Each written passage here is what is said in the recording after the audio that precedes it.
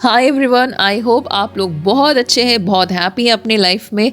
इस वीडियो का कॉन्सेप्ट दिया है डॉक्टर जयंती महापात्र ने और आवाज़ दी है कशिश महापात्र ने।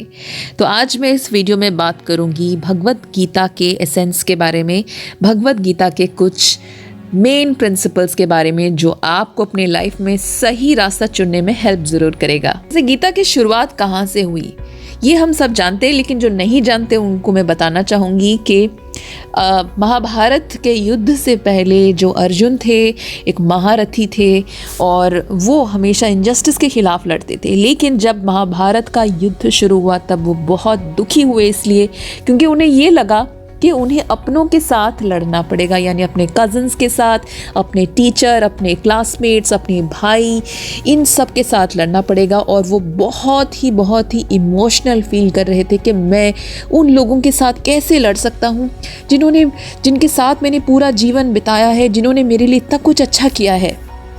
और इसी बारे में सोचकर अर्जुन अपना गांडीव नीचे रख देते हैं, अपने वेपन्स नीचे रख देते हैं और तभी उसी वक्त उनके गुरु यानी भगवान श्री कृष्ण, उनके सारथी भी होते हैं, वो उन्हें एक गुरु ज्ञान देते हैं जिसका नाम भगवत गीता है।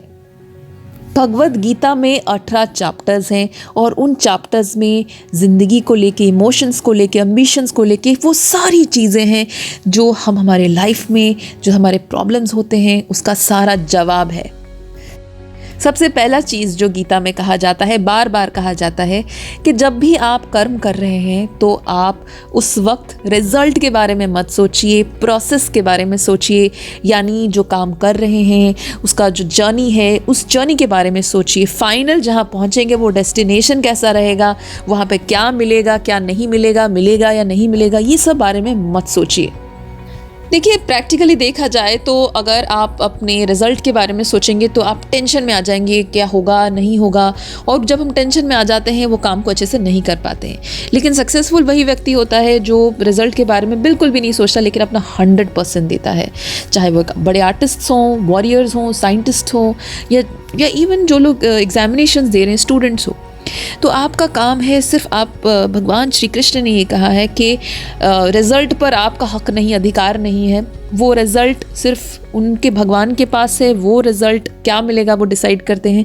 आपका काम सिर्फ कर्म पर है, सिर्फ कर्म पर ही आपका अधिकार है और आपको सिर्फ अपना कर्म करते जाना है, करते जाना है। इतना ही नहीं, भगवत गीता में ये भी कहा जाता है कि हमें हमारे कर्म जो है वो भगवान श्री कृष्ण को समर्पित करना है। Everything you are doing, each and every work you are doing, उसको आप डेडिकेट कीजिए टू लॉर्ड कृष्णा और द सुप्रीम पावर, जिसे आप पूजा करते हैं, जिनकी भक्ति करते हैं, उन्हें डेडिकेट कीजिए। तो आप कभी भी टेंशन में नहीं आएंगे कि मैं जो कर रहा हूँ या कर रही हूँ सही है, गलत है, क्या है। लेकिन गीता में हमेशा कर्म को धर्म के हिसाब से करने के लिए कहा गया है। धर्म का एक पर्टिकुलर डेफिनेशन है। धर्म क्या है? धर्म वो चीज़ है जो सही है, और सही और गलत में डिफरेंशिएट करना भी हमें आना चाहिए। और गीता में वो पर्टिकुलर चीज़ें बताई गई है, वो रूल्स एंड रेगुलेशंस जिसे हमें फॉलो करना चाहिए अपने लाइफ में, ताकि हम सही पाथ में जाए। वैसे धर्म क्या है हम नॉर्मली जानते हैं। फॉर एग्जाम्पल, हमेशा सच बोलना चाहिए, ये तो हमें पता ही है, बचपन से माँ बाप ने सिखाया है, सोसाइटीज़ में से हम जानते हैं, हम पढ़ते हैं इसके बारे में। लेकिन कितने लोग फॉलो करते हैं? क्या हम हमेशा सच बोलते हैं? धर्म जैसे कहा जाता है कि धर्म में हमें जो हम हमारा काम करते हैं उसे ऑनेस्टली करना चाहिए, जो हमें ड्यूटीज़ दिया गया है उसको पूरा करना चाहिए। लेकिन फिर भी हम लेज़ी होते हैं, हम हमारा धर्म पूरा नहीं करते हैं। तो कर्म को धर्म के हिसाब से करना चाहिए। ये भी गीता का एक बहुत इम्पॉर्टेंट लेसन है। भगवत गीता का एक और इम्पॉर्टेंट लेसन ये है कि हमें हमारे इमोशंस को, अटैचमेंट को मैनेज करना चाहिए। यानी कि कभी कभी हम लोग बहुत ही ज़्यादा ऐसे सिचुएशंस में बहुत पैनिक हो जाते हैं और इमोशनल हो जाते हैं।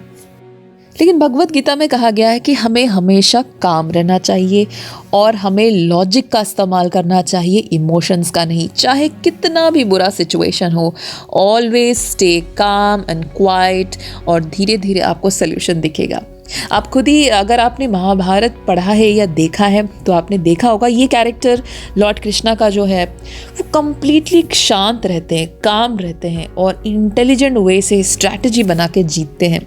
तो आपको भी वही करना है। प्रॉब्लम ये है कि हम परेशान हो जाते हैं, हम घबरा जाते हैं, हड़बड़ा जाते हैं और फिर हम कोई गलत स्टेप ले लेते हैं। इमोशंस को कंट्रोल करने के लिए गीता में कुछ स्पेसिफिक तरीका दिया गया है, जिसे कहा जाता है कि हमें हमारा जो फूड है, हमारे जो खाद्य पदार्थ हैं जो हम खाते हैं, उसको सही तरीके से चूज़ करके खाना चाहिए, क्योंकि food is like fuel to our body. आप जो खाओगे आप वैसे ही बनोगे, वैसे रिएक्ट करोगे लाइफ में। फूड के टाइप्स देख ले तो 3 तरीके के फूड हैं, खाद्य पदार्थ हैं, जैसे कि सत्व, रजस और तमस। सत्व खाद्य पदार्थ जो हैं उसमें ग्रीन वेजिटेबल्स, दूध है, और रजस जो है वो स्पाइसी फूड है, तमस जो है वो फैटी फूड है और जो बासी खाना है। गीता में ये कहा जाता है अगर आप सात्विक खाद्य खाते हैं, सत्व खाद्य खाते हैं, तो उससे आपको विजडम मिलता है और आपको जो नेगेटिव इमोशंस आने कम हो जाते हैं। लेकिन जब आप राजसिक खाना खाते हैं तो आपके अंदर नेगेटिव जो गुण है वो आने लगता है, ग्रीड आता है, जेलसी आता है और ये सारी नेगेटिव चीज़ें आती हैं। उसी तरह अगर तामसिक खाना खाते हैं, जैसे बासी खाना, पुराना खाना, बहुत ही ज़्यादा over fatty food, all this, इस तरीके का खाना आप खाते हैं, तो उस खाद्य से आप और भी नेगेटिव डायरेक्शन में जाते हैं और आपको इग्नोरेंस होता है, आपको सही और गलत का फैसला आप नहीं कर पाते हैं। ये एक टेक्निक है जो भगवत गीता में कहा गया है। अपने आप को चेंज करोगे कि यार सोल्जर की लाइफ कितनी बढ़िया है, कितना मतलब पावर है उनके पास, एनर्जी है, या फिर कोई जो साधारण काम कर रहा है वो सोच रहा है कि जो पॉलिटिशियंस हैं उनके पास कितना पावर है। पॉलिटिशियन सोच रहा होगा कि अरे जो साधारण काम कर रहे हैं, जिनकी डॉक्टर है, इंजीनियर है, उनकी लाइफ कितनी शांति से भरी है। लेकिन गीता में ये कहना है कि सबकी लाइफ में कुछ ना कुछ अच्छा और कुछ बुरा है। दूर से कोई चीज़ अच्छा बुरा दिख सकता है, लेकिन हमें सिर्फ हमारी डेस्टिनी के हिसाब से हमें हमारा कर्म मिलता है, हमें हमारा सिचुएशन और एनवायरनमेंट मिलता है। उसी को जो मिला है उसे परफेक्टली जीना चाहिए। दूसरे से कंपेयर करना, कॉपी करना, उनके बारे में सोचना, वो हमें नहीं करना चाहिए। क्योंकि आपने जो जन्म लिया है पृथ्वी में, ये जो जन्म आपने लिया है वो जन्म लेने का कोई कारण है। उसी के अकॉर्डिंगली आपका जन्म एक पर्टिकुलर शहर में हुआ है, पर्टिकुलर माँ बाप मिले हैं, पर्टिकुलर चीज़ें मिली है, ड्यूटीज़, रिस्पॉन्सिबिलिटीज़ आपको मिली हैं और आपको उसी के हिसाब से करना होगा। अगर आप किसी दूसरे के बारे में सोचेंगे कि अरे मैं काश वहाँ पर होता, उस सिटी में होता, वहाँ पैदा होता, मेरे माँ बाप थोड़े ज़्यादा अमीर होते, हम जब ये सोचते हैं तो हम खुद ही हमारे बैरियर्स क्रिएट कर देते हैं। हमें जो मिला है उसी को लेकर ही हमें आगे बढ़ना है। जब आप ये सोचेंगे तो आपको लाइफ बहुत इजी लगेगा।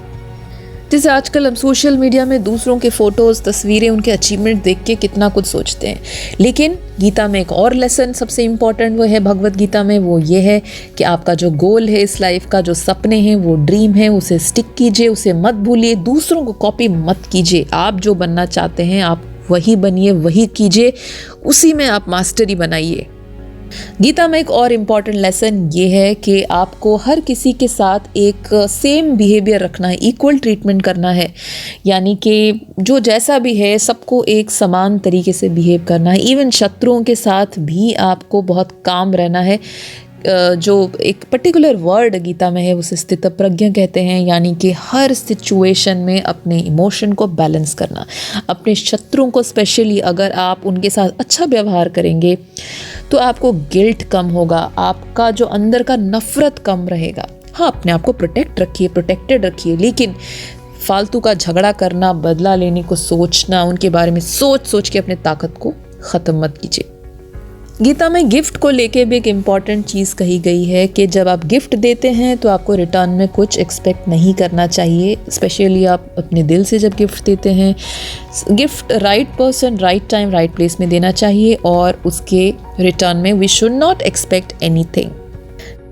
श्रीमद् भागवत गीता में एक और इम्पॉर्टेंट चीज़ कहा गया है कि आपको एक्शन लेना चाहिए, सिर्फ सोचना नहीं चाहिए। हम कभी कभी बहुत सोचते हैं, ओवर थिंकिंग करते हैं, लेकिन एक्शन बिल्कुल नहीं लेते हैं। ज़्यादा एनालाइज करने से, ओवर थिंकिंग करने से कुछ नहीं होता है, फालतू का टाइम वेस्ट होता है। आपको क्या करना है, उस पर एक्शन लेना है, एग्जीक्यूशन करना है, जो करना चाहते हैं उसको कर्म के द्वारा सिद्ध करिए। गीता में एक और इम्पॉर्टेंट लेसन ये कहा गया है कि कई बार हमें, हर इंसान को अपने लाइफ में सही और गलत के बीच का युद्ध हमारे अंदर होता है, बाहर भी होता है, इंटरनली एक्सटर्नली होता है। कभी कभी हम जब सही पाथ में जाते हैं, यानी कि द पाथ ऑफ धर्मा जो कहा गया, धर्म के रास्ते पर हम जब चलते हैं, कई बार हमें ऐसा लगता है, कई बार हमारे साथ गलत होता है, नेगेटिव होता है, हमें लगता है कि हम क्या कर रहे हैं, हमारा तो कुछ भी फ़ायदा नहीं हो रहा है। लेकिन according to Bhagavad Gita, the truth will always win, यानी कि धर्म का, सच्चाई का ही हमेशा फाइनली जीत होता है। और हो सकता है इनिशियली आपको तकलीफ़ों का सामना करना पड़े, बल्कि बहुत तकलीफ़ों का आपको सामना करना पड़ेगा, लेकिन एंड में, लॉन्ग टर्म में आपको सक्सेस मिलेगा। और गीता में there is a term about there is always a bigger power than the biggest power, यानी जो इवल ताकतें हैं वो कितने भी ताकतवर हों, ताकतवर से ताकतवर हों, उनसे भी ताकतवर एक पावर है, सुप्रीम पावर है, जो सबको कंट्रोल कर रहे हैं। उनके पास सारी ताकतें हैं और वो सब कुछ कर सकते हैं। वो देखते हैं, ऑब्जर्व करते हैं और अकॉर्डिंगली पनिश करते हैं। चाहे कितनी भी तकलीफ़ें क्यों ना हो, हमेशा सच्चाई का, अच्छाई का और धर्म के रास्ते पर ही हमें चलना चाहिए। भगवद गीता में युद्ध करने की बात भी कही गई है। Bhagavad Gita does not tell you कि आपको चुपचाप दुबक के बैठ जाना चाहिए, कुछ करना नहीं चाहिए। नहीं, यहाँ पर कहा गया है अगर कुछ गलत हो रहा है तो आवाज़ उठाइए, लड़िए उससे और डट कर मुकाबला कीजिए। अपने ज़िंदगी के हर लड़ाई को लड़िए और उसमें आप जीतें या हारे डज नॉट मैटर, बट जो मैटर करता है वो है कि आपको लड़ना है। और आपके साथ जब आप लड़ेंगे तो आपके साथ स्वयं भगवान श्री कृष्ण आपके साथ होंगे, आपके सारथी बनकर उस रास्ते पर आपको हर कदम पर मदद करेंगे। इसी नोट के साथ मैं ये वीडियो यहीं पे एंड करूंगी। आई होप आप ये वीडियो देखने के बाद भगवद गीता एक बार ज़रूर पढ़ें, आपके लाइफ के हर प्रॉब्लम का सल्यूशन आपको ज़रूर मिल जाएगा। Thank you so much for watching this video.